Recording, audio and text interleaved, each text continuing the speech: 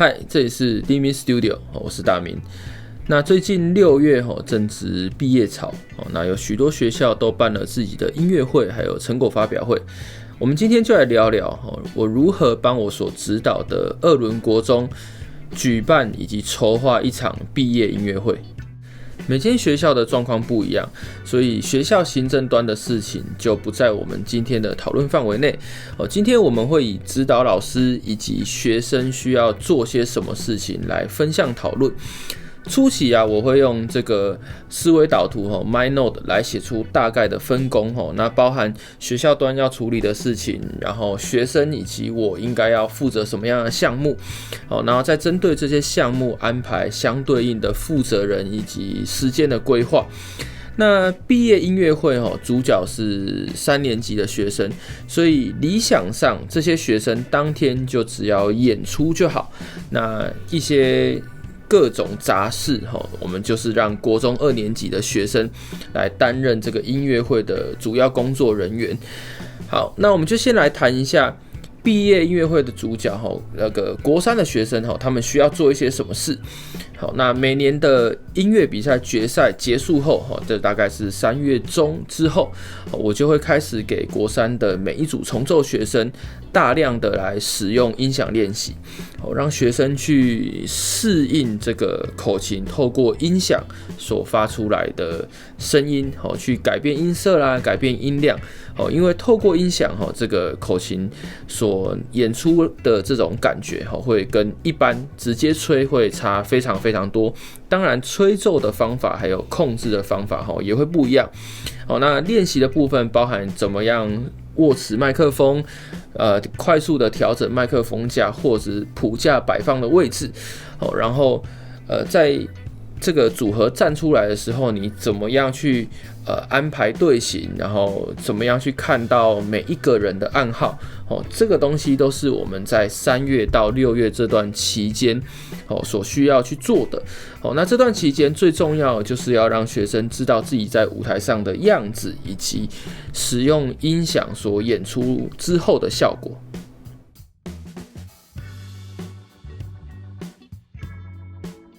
这个音乐会最重要的人物就是国2的学生。那国中2年级的学生，他在经过1年的口琴吹奏，他会对于音乐有一定的基础以及认识。那接下来我会教他们做一些基本的音响器材的调整，包含接线啦、麦克风架、谱架，还有一些最基本的参数调整。那让他们可以在毕业音乐会的时候协助3年级非常顺利的走完这些流程。那通常我会把这个组别分为3个组别。第一个就是最复杂的场务组，他需要知道所有台上的麦克风编号，那谁要拿第几号麦克风，那有谁需要谱架，有谁需要麦克风架，所以他们手上会握有一张场务图，他们可以随时的去记录，去调整临时所发生的状况。那第2个组别就是场副组，在每次我们彩排或者是团练结束之后，他们要负责把所有的线材以及器材归位到我们下次团练准备要使用的状态，所以他们要很熟练的去拆装器材，以及收线。那第3个组别就是器材组，器材组要负责清点所有的器材，以及音乐会当天搬到场馆，以及结束之后要搬回到团练室的这些小环节。那这3个组别如果大家都可以把工作做好的话，音乐会就可以非常的顺畅。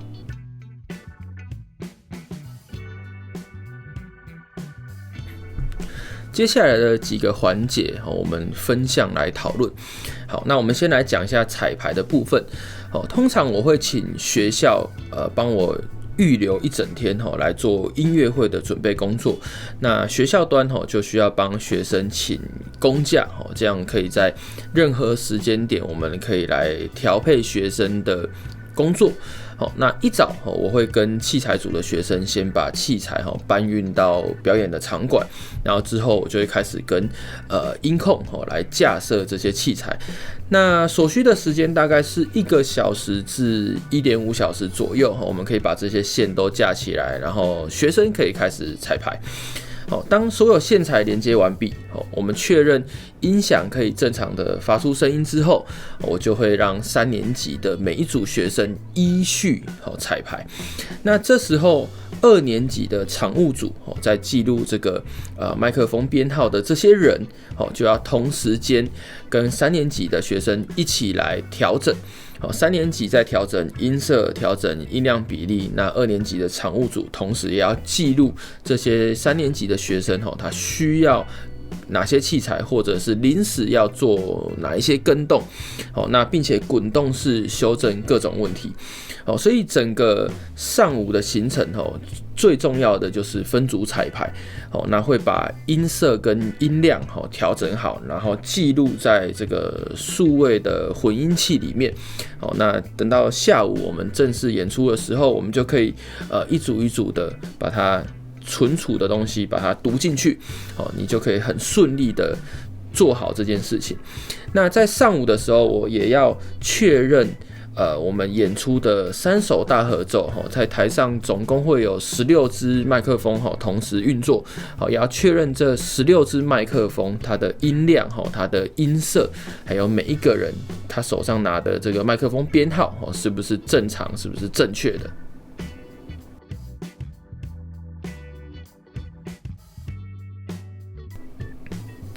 经过上午的分组彩排，中午我们会有正常的吃饭时间以及一小段的休息时间。那在休息过后，我会要求学生正装，也就是你演出时候要穿什么样的衣服、什么样的鞋子，以及你用什么样的妆法。那这个东西会影响到接下来总彩排摄影师拍照出来的成果。好，那正装换完装之后，下午开始的打击彩排，我们需要确认乐器在摆放的问题，以及进退场这些大型的乐器会不会有动线卡住，或者是临时需要摆放这些大型乐器，他们需要摆在哪个位置，以及各个乐器的定位问题。好，那再来是因为打击我们没有架设音响，所以我们要确保在台上打出来的效果是不是可以很顺利的传到台下听众的耳朵里面，这个都是我们在打击彩排的时候要确认的。那最后就是这整个彩排活动里面最重要的总彩排。那总彩排会包含主持人的主持稿，他的串场，那以及场务人员的所有麦克风的编号，还有各组的演出。在时间许可之下，我们当然是可以把整首曲子都走完，但是在大部分的时候，我们只能走一小片段。其实最重要的还是顺的把流程完成。那同时间，这时候在总彩，摄影师就可以拿着他的相机去帮学生捕捉许多特写的镜头。因为在正式演出的时候，摄影师不可能走到太前面，那在移动的时候也要考虑会不会影响到观众的这种视线问题。所以我们大多数的特写照片，我们会在总彩的时候帮大家拍掉。那正式演出，摄影师就可以更专注的在捕捉现场观众的这些互动，还有一些气氛照片。那总彩这时候我就只需要坐在台下，静静的看着舞台上学生一步一步把事情做完。那我看着我的流程表，那跟大家确认每一个环节没有问题，是否有没有缺漏，这样就可以了。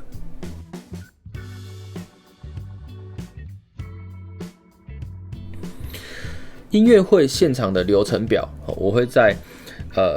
音乐会举办之前就先预想这些学生最后演出的成果，还有他们所演出这些曲目有什么样的特性，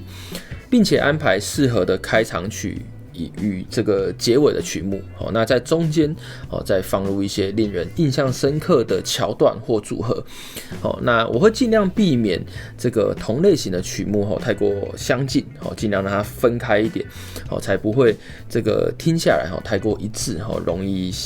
想睡或者是太沉闷的这个问题。好，那在这份表格里面，我也会精准的去记录在每一个时间点需要谈话的内容，以及它这个谈话大概是什么样的主题。那如果可以的话，尽量是可以跟接下来的曲目是有一点相应关系的。那同时间你也需要正确的去记录你所使用的麦克风，因为现场有许多无线麦克风，这个主持人会有，那长官来宾致辞的时候会有，以及身为指导老师，我们讲话的时候也会需要有无线麦克风，所以这份文件除了让音控人员可以看场务图，那他同时也有第二次再确认这个麦克风有没有拿错的这个空间，所以这是一件非常重要的事情。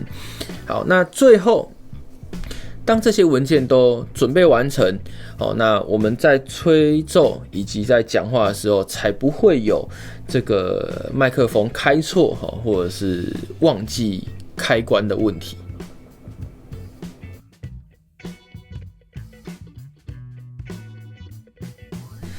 接下来我们来谈一下这个音乐会最重要的场务组。那这个音乐会走的流程顺不顺畅，场务组是一个非常非常大的关键。所以这个组别的人，我通常会选择头脑清晰，然后具有良好的沟通能力。他要明确的知道说哪支麦克风哪个编号现在要在哪一个人的手上。假设临时出了这些状况，他也要有临时的这种快速的应变能力，或者是他可以快速的跟我沟通，那我们及时讨论现在需要怎么样解决这件事情。那例如说大合奏，台上同时有15、16支麦克风，你要如何在20秒、30秒内让大家都可以准确的拿到正确的麦克风上手，然后准备好要演出，所以场务组是非常非常关键的。那同时我也要求他们要有快速调整麦克风架以及摆放谱架的能力。那基本上我也会训练3年级这些演出的学生自己去调整。但是如果这些演出的学生他可以在台上少做一点事情，更专注在他的演出，那我觉得会是比较好的。所以在毕业音乐会的前1个月左右，我会开始做这个场务彩排。演出学生会知道自己所拿的麦克风编号，那同时间场务组的这些学生，他们也会有手持场务图，然后知道说这些人的正确姓名以及他所要拿的正确编号，这样我们双方彼此确认，就比较不会出错。然后我们会依照这个演奏会的曲序走完上下半场，然后去滚动式去修正每个环节可能会出现错误。例如说在第4到第5首之间会因为换麦克风线材会打结，或者是说贝斯麦它在跟动的时候会来不及更换，这些东西都是你在做场务彩排的时候你应该要发现的事情。那因为在正式演出的时候，如果你有一条线是错误的，或者是麦克风拿错，就会造成你原本已经彩排好的这些存起来的参数是错误的，就会让你演出时候的效果大打折扣。